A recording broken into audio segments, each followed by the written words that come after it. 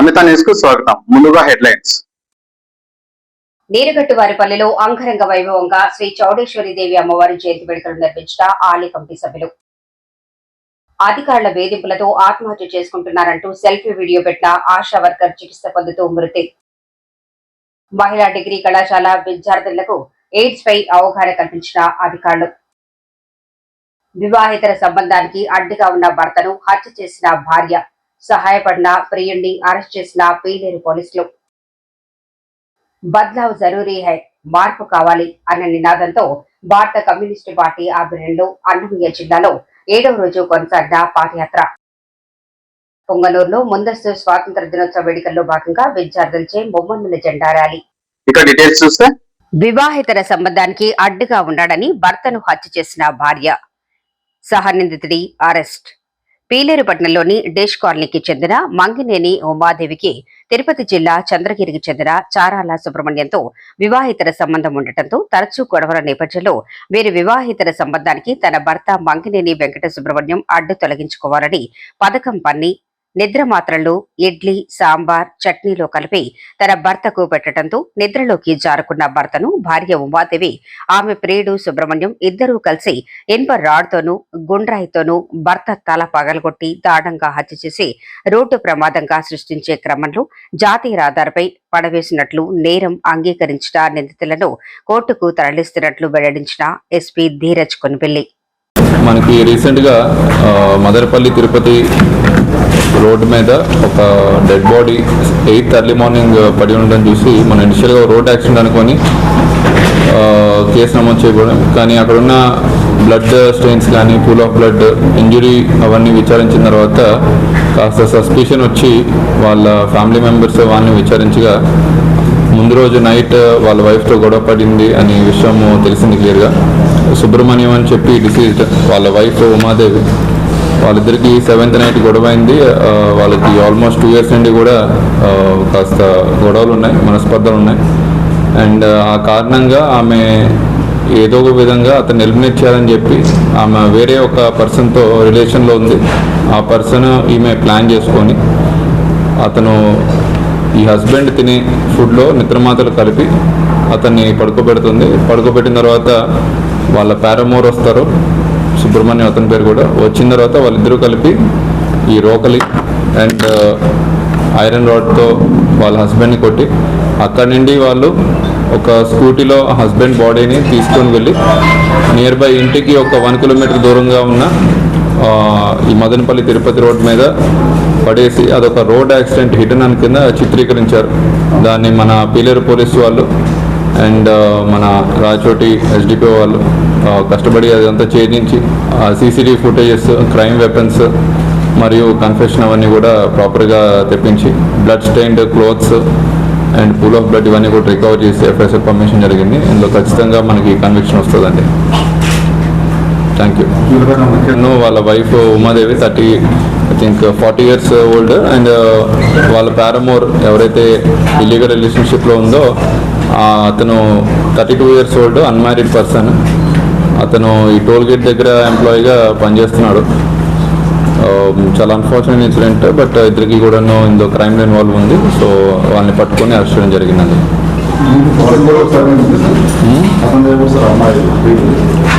అమ్మాయి ఫీడ్గా నేటివ్గా పాకాల.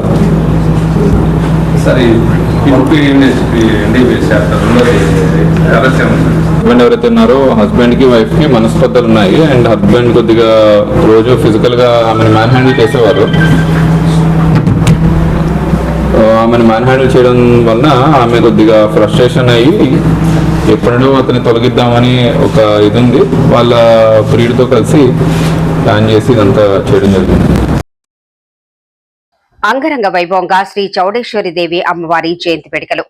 ఆషాఢ బహుళపక్ష అమావాస్య శ్రీ చౌడేశ్వరి దేవి జయంతి సందర్భంగా మదనపల్లిపట్నం నీరుగట్టువారిపల్లిలో కొలువైనున్న శ్రీ చౌడేశ్వరి దేవి ఆలయంలో అమ్మవారికి జయంతి ఉత్సవాల్లో భాగంగా వేకువజామునే పంచామృతాభిషేకం, ప్రత్యేక పూజలు నిర్వహించిన అర్చకులు. ఆలయ అభివృద్ధి కమిటీ సభ్యుల ఆధ్వర్యంలో ఉచిత వైద్య శిబిరం, రక్తదాన శిబిరం, మధ్యాహ్నం భక్తాదులకు అన్నదాన కార్యక్రమం నిర్వహించారు.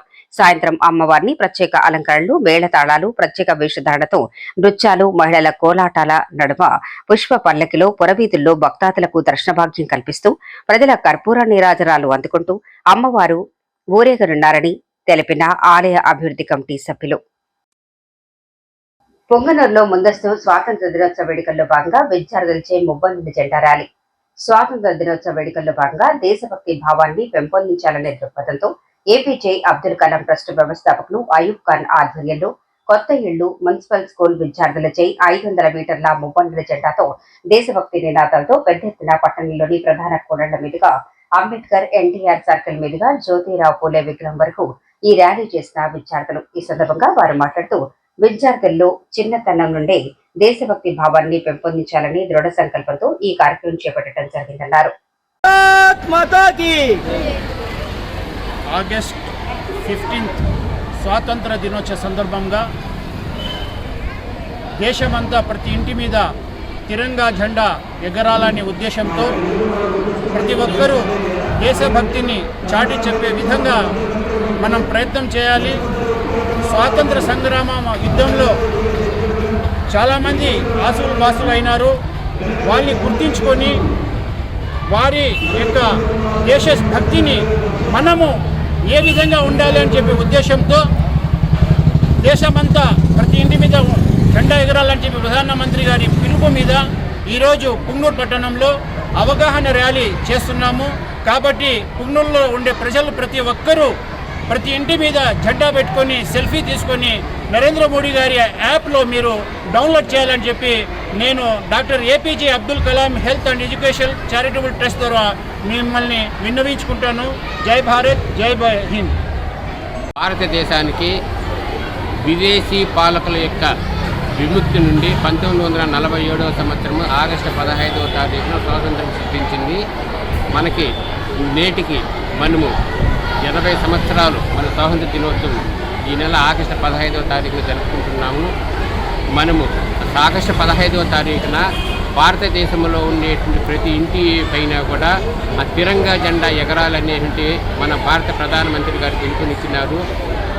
అదే ప్రకారము భారతదేశంలో నివసిస్తున్న ప్రతి ఒక్క పౌరుడు కూడా దేశభక్తిని చాటుతూ ఆ రోజు స్వాతంత్ర దినోత్సవంలో అందరూ పాల్గొనాలని చెప్పి తెలియజేస్తున్నాము. ప్రతి ఒక్కరూ ఆ రోజు మనకు స్వాతంత్రం సిద్ధించడానికి కష్టపడినటువంటి త్యాగమూర్తుల ఫలితమే మన స్వాతంత్ర ఫలాలు మనం అనుభవిస్తున్నాము. ఆ యొక్క స్వాతంత్ర ఫలాలు అందరూ అనుభవిస్తున్నారు. మదనపల్లి మహిళా డిగ్రీ కళాశాలలో ఎయిడ్స్ పై అవగాహన కల్పించిన అధికారులు. ఆంధ్రప్రదేశ్ రాష్ట్ర ఎయిడ్స్ నియంత్రణ సంస్థ మరియు అన్నమయ్య జిల్లా ఎయిడ్స్ నియంత్రణ మరియు నివారణ వారి సూచనల మేరకు ఈ రోజు అనగా మదనపల్లి పట్టణంలోని ప్రభుత్వ మహిళా డిగ్రీ కళాశాల నందు హెచ్ఐవి ఎయిడ్స్ పై ఆర్ఆర్ఎస్ సంస్థ వారి ఆధ్వర్యంలో ఏఆర్టీ మెడికల్ ఆఫీసర్ యుమాయున్ బాషా అవగాహన కల్పించారు. ఈ సందర్భంగా వారు మాట్లాడుతూ ప్రభుత్వం ఆదేశాల మేరకు హెచ్ఐవి ఎయిడ్స్ పై విస్తృతంగా ప్రజల్లో అవగాహన కల్పించడం కోసం 2 నెలల పాటు స్కూల్, కాలేజీలు, గ్రామాలు మరియు రిస్క్ ఏరియాల్లో హెచ్ఐవి ఎయిడ్స్ పై కరపత్రాలు, పోస్టర్స్ వాటితో పాటు విస్తృత అవగాహన కల్పిస్తామని వెల్లడించారు. ఆర్ఆర్ఎస్ సంస్థ manager Purushottam, RRC coordinator Vijayalakshmi, Jananetha Chetana సంస్థ manager Bobulesu, principal Lalitha, NSS coordinator Mohanavalli, కళాశాల సిబ్బంది, విద్యార్థులు పాల్గొన్నారు. వారు అలాగే స్టేట్ లెవెల్లో ఏపీ శాఖ వారు ఒక గొప్ప కార్యక్రమానికి శ్రీకారం చుట్టడం జరిగింది మేడం. ఈ రోజు నుంచి ఒక 2 నెలల పాటు ఈ కార్యక్రమం నిరంతరాయంగా ప్రతి ఒక్క కాలేజెస్ కానీ స్కూల్స్ లో కానీ అన్ని సెంటర్స్ లో కూడా ఈ అవగాహన కార్యక్రమాలు అనేది జరగడం ప్రారంభం జరుగుతుంది. అందులో భాగంగా ఈ రోజు ఇక్కడ స్టేట్ మొత్తం కూడా ఈ కార్యక్రమం ఈ రోజు లాంచ్ చేయడం జరుగుతుంది అఫీషియల్ గా. సో అందులో భాగంగా ఇక్కడ కొన్ని పోస్టర్స్, కొన్ని పాంప్లెట్స్ లో ఉన్నాయి మేడం. 1 by 1 పాంప్లెట్స్ ఆ పాంప్లెట్ పైన కూడా క్యూఆర్ కోడ్ ఉంటుంది. ఈ క్యూఆర్ కోడ్ మీకు ఎందుకు చెప్తున్నామంటే ఇది మీరు కాదు, మీ వెళ్ళిన చోట మీకు మీ దగ్గరలో ఉండే వాళ్ళు కానీ, మీ ఇళ్ళలో వాళ్ళతో కానీ, మీ ఊళ్ళో వాళ్ళతో కానీ, మీ పక్క వాళ్ళతో కానీ ఆ క్యూఆర్ కోడ్ స్కాన్ చేపిస్తే కొన్ని డీటెయిల్స్ అడుగుతారు. సో మనం మనం హెల్త్ పరంగా, ఎందుకంటే కొన్ని మనం ఓపెన్గా చెప్పేస్తాం, చెప్పుకోకుండా పోతాం. ఇది కాన్ఫిడెన్షియల్ గా ఉంటుంది. సో మనం ఏం రిస్క్ లో ఉండడం తెలియాలి అంటే డీటెయిల్స్ అడుగుతుంది మేడం కొన్ని. దాని ప్రకారం మనము క్వశ్చన్స్ చదివి మనం ఎక్కడ ఏ రిస్క్లో ఉన్నాం వస్తే అలాగే మన సలహా కూడా వస్తుంది అందులోనే. మనకి ఎక్కడ మన నియర్ సెంటర్స్ ఎక్కడ ఉన్నాయి, ఎలిజిబిలిటీస్ ఎక్కడ ఉన్నాయి, ఇవన్నీ కూడా మనకి గెట్ చేస్తుంది. రూట్ కూడా అందులో డిస్ప్లే చేస్తారు. సో ఈ ఛానల్ చాలా ఉపయోగకరంగా ఉంటుంది. సో మనతో పాటు మన చుట్టుపక్కల అందరితో కూడా ఈ స్కానర్ ఇంప్రూవ్ చేయాలి, ఈ ఉద్దేశంతో మనం ఈ స్కానర్ని తీసుకోవాలి గవర్నమెంట్. సో ప్రతి ఒక్కరు కూడా మీ టెక్నాలజీ పోస్టర్స్ పై చూపించి దేశానికి సంపద, దేశం అభివృద్ధి చెందాలి, యువత అభివృద్ధి దేశం అభివృద్ధి చెందాలి. ఏ ఒక్కరు కూడా ఈ వ్యాధి బారిన పడకుండా ఉండాలంటే ఎన్నో కార్యక్రమాలు చేసింది గవర్నమెంట్. అందులో ఈ కార్యక్రమం కూడా 2 నెలల పాటు జరుగుతుంది మేడం. సో అందరూ కూడా ఈ కార్యక్రమంలో పార్టిసిపేట్ చేసి భాగస్వాములు అయ్యి ఈ వంతు సమాజానికి సేవ చేసే ఉద్దేశంతో ఈ కార్యక్రమం తీసుకోవడం జరిగింది. ప్రతి ఒక్కరు ఈ కార్యక్రమం మన బాధ్యత, మన సమాజంలో మన ప్రతి ఒక్కరు ముందుకు వెళ్తారని ఆశిస్తున్నాం. సో ఒకసారి పోస్టర్ ప్రోగ్రామ్ ఉంది. అధికారుల వేధింపులతో ఆత్మహత్యాయత్నం చేసిన ఆశా వర్కర్ రాణి చికిత్స పొందుతూ మృతి. బీకోటలోని భారత్ నగర్ ఆశా వర్కర్ గా విధులు నిర్వహిస్తున్న రాణి వారం రోజుల క్రితం కొంతకాలంగా అధికారుల ఒత్తిళ్లు, వేధింపులు, జీతాలు చెల్లించకుండా, సెలవు అడిగినా ఇవ్వకుండా వైద్యాధికారి డాక్టర్ మాధవి వేధిస్తుందని సెల్ఫీ వీడియో రికార్డ్ చేసి ఆత్మహత్యాయత్నం చేసుకోవడంతో డిపార్ట్మెంట్లో చర్చనీయాంశంగా మారింది. అస్వస్థతతో ఉన్న రాణిని ప్రాథమిక చికిత్స అనంతరం వేలూరులోని సిఎంసిలో వారం రోజులుగా చికిత్స పొందుతూ నేడు మృతి చెందిన రాణి వైద్య అధికారిపై సమగ్ర విచారణ చేసి తగు చర్యలు తీసుకోవాలని ఆవేదన వ్యక్తం చేస్తున్న కుటుంబీకులు. నా పేరు రాణి. నేను ఆశా వర్కర్గా పనిచేస్తాను భారత్ నగర్ సచివాలయంలో. నేను అప్పుడు 1 year బ్యాక్ ఆల్రెడీ వచ్చి రాజకీయ నాయకులు అందరి దగ్గర మాట్లాడి, సార్ దగ్గరంతా మాట్లాడి నేను రాజకీయంగా అందరికి ఒప్పించి సేవ చేస్తాననేసి నేను ఆశా వర్కర్గా చేరినాను.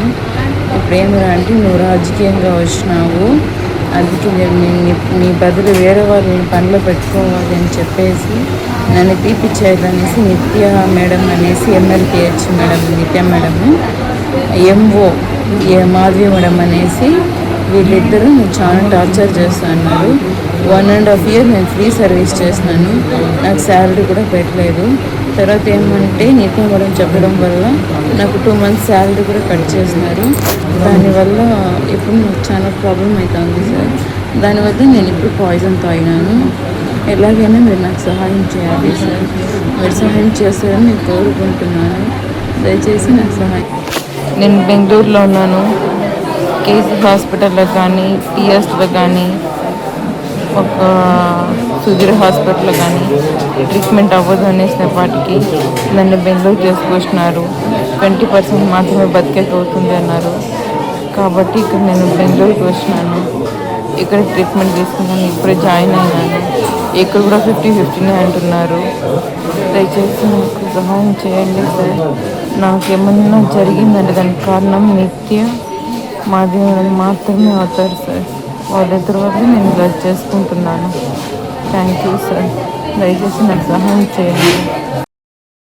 బద్లా జరూరీ హై, మార్పు కావాలి అనే నినాదంతో భారత కమ్యూనిస్టు పార్టీ ఆధ్వర్యంలో అన్నమయ్య జిల్లాలో 7వ రోజు కొనసాగుతున్న పాదయాత్ర. సిపిఐ జాతీయ కార్యాలయం పిలుపు మేరకు అన్నమయ్య జిల్లాలో జిల్లా కార్యదర్శి కృష్ణప్ప ఆధ్వర్యంలో 7 రోజులుగా కొనసాగుతున్న పాదయాత్రలో భాగంగా నేడు మదనపల్లి, బి కొత్తకోట నగరంలోను బంగ్లా వీధి, జరప వీధి, కోట వీధి, కొత్తపేట వీధి, కాళికమ్మ గుడి వీధి, జామ చెట్టువారి వీధి, బలిజ వీధి, బోయ వీధి, వెంకటేశ్వర సినిమా థియేటర్ వీధి తదితర పుర వీధుల్లో పట్టణంలో నెలకొన్న ప్రజా సమస్యలపై ముద్రించిన కరపత్రాలను ఇంటింటికి చేరవేస్తూ కేంద్ర రాష్ట్ర ప్రభుత్వాల ప్రజా వ్యతిరేక విధానాలను ఎండగడుతూ ప్రజల సమస్యలను అడిగి తెలుసుకుంటూ ముందుకు కొనసాగుతున్న పాదయాత్రతో ప్రజల స్పందన తీరు చూస్తుంటే ప్రజల్లో మార్పు సంభవిస్తోందని భావిస్తున్నామంటున్న కామ్రేడ్లు. నమిత న్యూస్ వార్తలు ఇతరులతో సమాప్తం. తిరిగి రేపటి పొద్దున్నలో కలుసుకుందాం. అంతవరకు సెలవు. నమస్కారం.